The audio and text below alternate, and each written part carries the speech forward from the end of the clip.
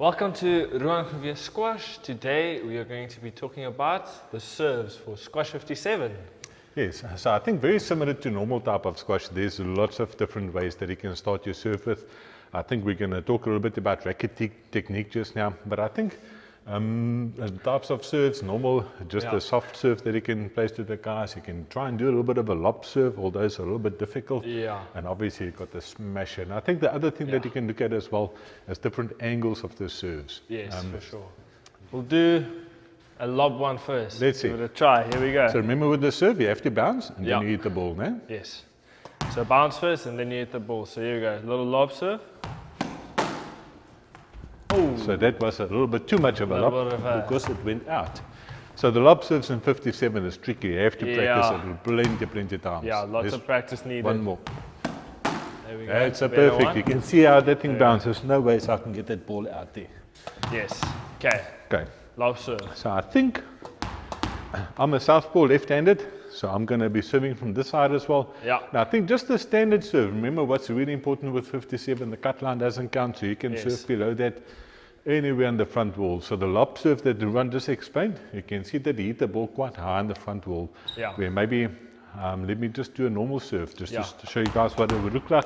And obviously what's important, you have to have one of your feet inside the serve box. You can vary your angle of the serve by moving back into the box. So if I want to try and get a little bit of an angle on Ruan, I'll be standing further back.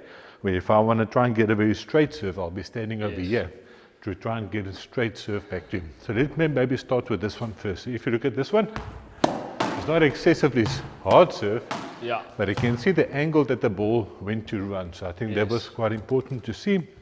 I think if I had to do a more straighter serve, I'll be standing over here, and that is what the more straighter type of a serve will be. And what would you say is the ideal place or the ideal spot to aim for when you're doing a serve? Okay, so obviously squash 57, you don't need to worry about the cut line. Yeah. So on the front wall, depending on how hard you hit, I would say maybe try aim for the cut line or maybe just below. And then, if you want to get the ball like the side walls, I would say obviously try to hit the side wall because it's very important. It takes away some angles. Yes. And makes it more difficult. Yeah. So maybe give me two different types of serves. One coming down a little bit down the middle, and one where you try and hit the side wall over here, so they can see what the difference is of where the ball ends up. Okay. You can see there's quite a straight serve. The ball just came straight back towards me. Yes. Okay. And then now one touching the side wall. So that you can see that I actually have to move to try and get the ball from Ruan. Yes. And I think that would probably be most of your standard serves on squash 57 as you try and aim to hit the back wall or the side wall just behind the service box. That would be the ideal one.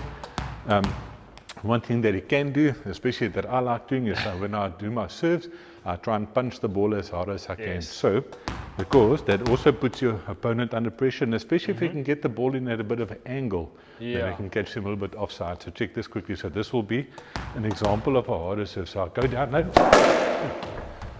I punch the ball. Yeah, so I think that is the idea of the serves. Yes. And I think it's just a basic shot. Like I said, similar to squash. There's not a big difference. Yeah. The only thing is you have to drop the ball and the cut line. Yes. There's no cut line in squash. And then just one more thing for you that is receiving. Yeah. I would say pretty much the same as squash. Maybe try a racket or two length away from the service box. Just so that, if you want to try volley the ball, you one step. If you're leaving the ball, you one step. So just the general area. Yes. One recommendation that I can also mention, that if you guys start playing squash 57, especially if you start serving at an angle, the ball tends to come around the player and it tends to go back towards the back door over here. So if that happens, remember safety first in squash 57, same as squash. If the ball is coming around the back, runner's not sure where I'm standing, because remember after my serve, I'll be coming to the middle over here. If he's not sure where I am, ask for let and just replay the point. You don't want to get hurt on the squash court.